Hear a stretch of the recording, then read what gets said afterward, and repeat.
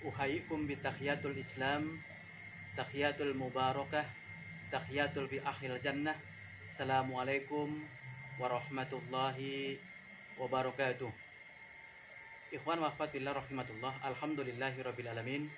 Kita senantiasa masih diberikan keluangan waktu dan diberikan sehat sehingga masih bisa terus beraktivitas, bekerja dalam rangka mengibadahi Allah semata.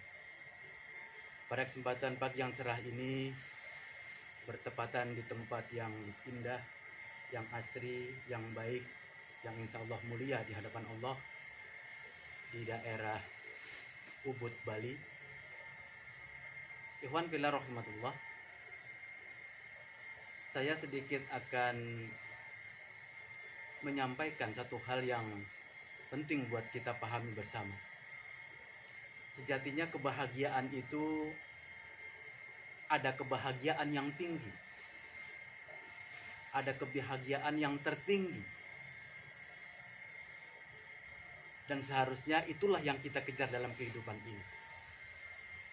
Jadi kita dihidupkan oleh Allah untuk mencari kebahagiaan yang tertinggi,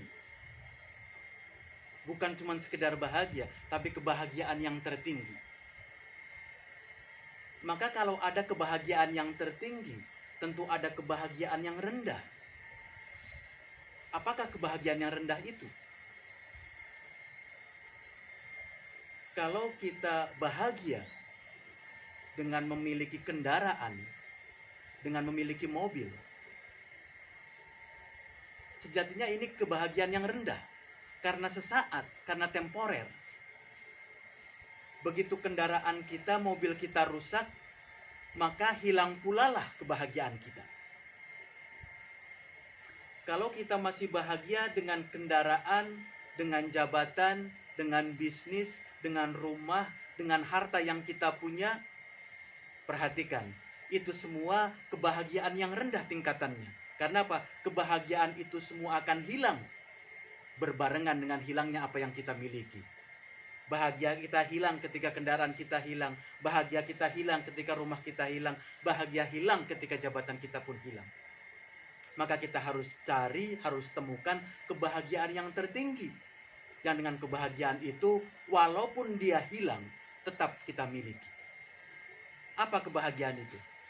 Apa yang tertinggi itu? Ternyata kata para alim ulama, sesungguhnya kebahagiaan yang tertinggi itu ketika kita bisa menerima apa saja yang telah Allah berikan kepada kita. Kita ridho dengan pemberian Allah. Kita ikhlas menerima pemberian Allah. Dan semua itu tempatnya ikhlas, tempatnya ridho adalah di hati.